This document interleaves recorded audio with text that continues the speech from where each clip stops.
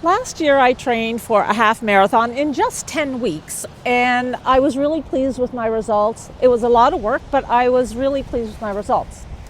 Well, here I am again this year. I'm 10 weeks out from the race event. I've not registered for anything, but I'm having a hard time deciding whether to run a 10K or a half marathon. Oh, I do have to put my sunglasses on. It is very bright here, sorry. Part of me really wants to do a half marathon again. I don't know, there's just something about training for a half marathon, showing up, racing it, and feeling good at the end. There's something that makes me feel, I don't know, confident and powerful and strong. But at 58, I'm thinking about it a bit differently. So in this video, I want to walk you through the decision-making process that I'm following, and I want to share in particular 3 questions that I'm using to help make my decision, which may be helpful to you if you're trying to decide what challenge is best for you when you're over 40 or over 50, because our fitness levels change and our goals change. One of those questions has completely changed how I'm looking at my running. So if you're new here, welcome. I'm Angela and this is Lead Your Living. To give you a little bit of background about where I am with my running, I'm a recreational runner. I'm not a competitive runner.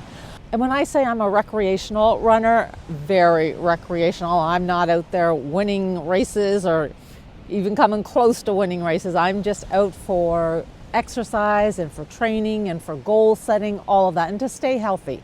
I'm not somebody who is really into all the anti-aging things. I really just want to optimize my aging. I want to age healthy. I'm not trying to compete with the aging process. I'm welcoming it and really believe that it is an actual privilege to be able to age there. But I do want to make healthy choices for my current self and my future self. And that's what this video is about, because I am changing how I think about my running. Oh, I'm still running and I still want to do races, but I'm using a different filter to make my decisions. I've been running for about 25 years and I've done a gazillion 5Ks, 10Ks, a couple 15Ks, and a handful of half marathons. I've never done a full marathon and don't really have the desire to do a full marathon. That last year I ran a half marathon. That was my first half marathon in 6 years. And so there were some struggles, and you can see all of those videos on my channel because I recorded the entire training process and race day, so they're all there. That just gives you a little bit of where I'm coming from as a runner, as a 58-year-old runner. And so I said that I'm having some trouble making my decision this year about what I'm training for. And the race day is 10 weeks, 10 weeks from yesterday.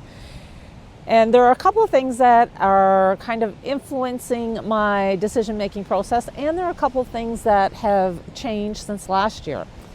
One, the obvious, I always start with, I'm 1 year older.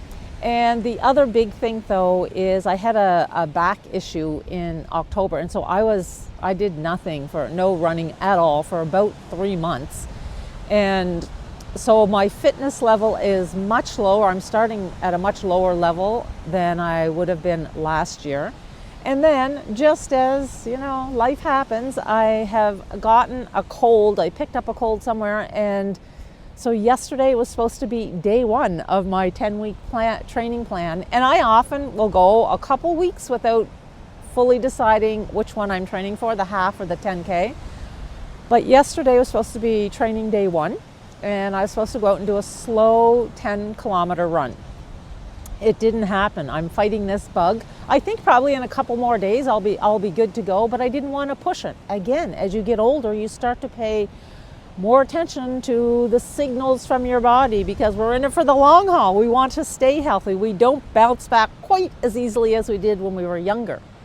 And so I have this cold. I'm recovering from the back injury. I know this sounds like, oh, wow, poor you, wow. That's not what this is meant to be at all. I'm just setting the context. And when you're not feeling good, it just makes your outlook on things just a little more ho-hum. You're not quite as optimistic about the future when you're not feeling good. And I don't want to fall into the trap of making a decision in this window of not feeling good. Not feeling good, yes, it actually impacts what I can do now. I can't run. I missed my first training run, and I probably will miss the next day or so. So that's the short-term thing. It does impact what you can do, but it shouldn't impact your long-term decisions. So I'm holding off on making a decision until I can get a few test runs in. So I'm not sure where I'm going to go, but I will tell you the 3 questions that I'm using to make my decision. If you've seen some of my videos, you may have heard me talk about it's sunny, it's bright. Sometimes I feel like I need my sunglasses, sometimes I don't. I'll try them without them for right now. If you've seen some of my other videos, you may have heard me reference what I refer to as my SPA treatment, SPA, when I'm trying to make a decision. And what it stands for is S is sort through the noise, everything that's going on. P is what are your priorities? And A is assess and take action. And so I use that little acronym for myself all the time. So when I apply that to my decision-making process, the noise, sorting through the noise is, all right, I'm not feeling good now. Okay, that's not going to last forever. I need to know that. Yes, I'm recovering. I'm at a lower fitness level than I was last year. I still have this back issue that I have to be very mindful and intentional about how I move and how I exercise. All of that, and then the excitement of spring racing season is coming up. We've had a very wintry winter here, and so there's all of that kind of humming in the background. That's kind of all the noise. But when I sort through that and try and figure out what my priority is, the P in the SPA, my priority or my goal is I want to, whatever race I pick, I want to show up at the starting line feeling healthy, feeling strong, feeling confident, and being well trained. I won't run a race if I haven't put the training in. It's just not worth it to me to experience an injury and have to recover from that. So I want to be strong, healthy, confident, and well trained. And I want to be strong, healthy, confident, and fulfilled when I cross the finish line, whether that's a 5K, a 10K, a half marathon. And so when I sort through all that noise and my priority is I want to be healthy about it, I'm asking myself 3 questions that are applying a different filter to how I'm making my decisions. And one of my questions is, okay, I love the feeling of running a half marathon. And so the question that I'm asking myself, okay, is that really about ego, or is that about healthy living and healthy choices and healthy aging and optimized aging? I'm not entirely sure on the answer of that, but that's one of the questions that I'm working through to help me make my decision. And I should have said, the first question is, what is my goal? And I think I've already addressed that, is that I want to be healthy. I want to be injury free. I want to be well trained. So those are my goals, and I want to be able to finish feeling strong. I'm 58 years old, and I said that I want to run for longevity. It's about health span to me, not about lifespan. I want to be healthy as I age through the next years. And so the next question I've asked myself is, what would my 68-year-old self advise me? So I'm 58. My 68-year-old self is 10 years down the road. And I'm wondering, would she say, you know what? Don't be such a baby. Push through. We can do strong things. Yes, you're going to be a little bit behind in the training. So what? Do it anyway. Just be wise about it. Or would she say, you know what, that is not helping me, and now I'm 68 and I have these sore knees and sore hips because you just kept pushing through and didn't pay attention to your body? Or will the 68-year-old me say, you know what, take some time, sift through it, make sure this is what we want to do, and make sure we understand the consequences of whatever decision we're making. I could register for the half marathon, and if the time comes that I get ready for race day and I just haven't been able to do the training, I think my 68-year-old self would say, you know what, it's time to downgrade. You're not ready, you're not trained for the half marathon. It's not worth a risk to our health, and our body will suffer from it. So if you're not fully trained, then downgrade to the 10K race. Another reason that I love the question about what would my 68-year-old self think is because at the end of the day, she's the real client here. Yes, I have to pay attention to how I'm feeling day to day and pursuing things that I want to do. But if my long-term goal is about healthy aging, healthy living, yeah, my 68-year-old self she's who I need to be checking in with. It's about her. And so I'm giving lots of thought to how do we make good decisions in midlife and beyond when we still want to feel healthy, strong, powerful, and a bit badassy. How do we make those right decisions? And these 3 questions: what is my goal? If I decide I land on something quickly like the half marathon, ask myself, okay, is that ego driven or is that really based on healthy decision making?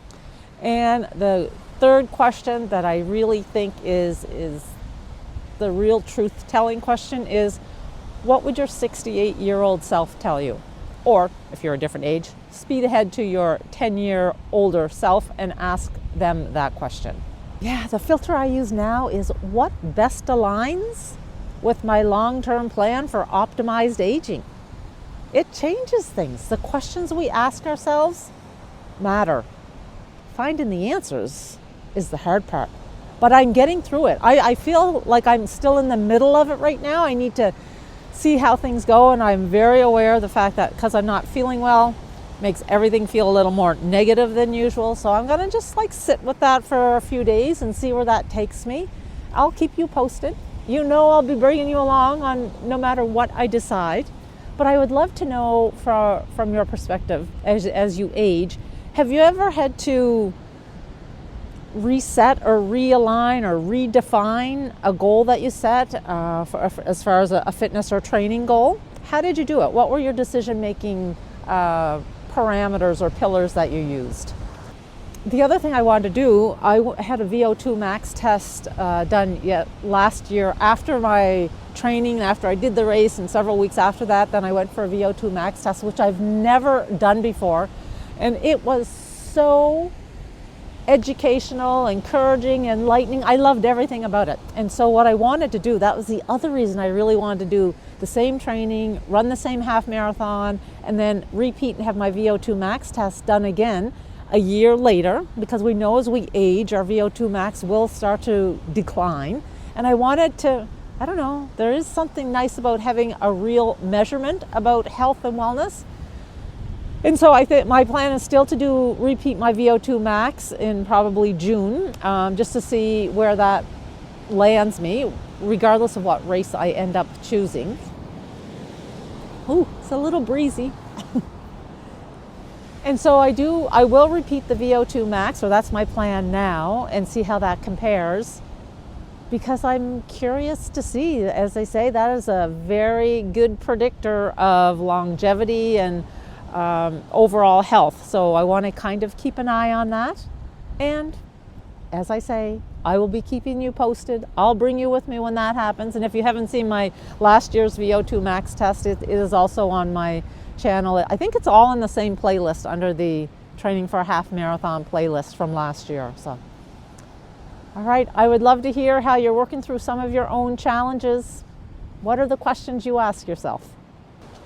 And I think it goes without saying that a walk on the beach should be part of any decision-making process. I'm Angela, and this is Lead Your Living. I'll see you in the next video.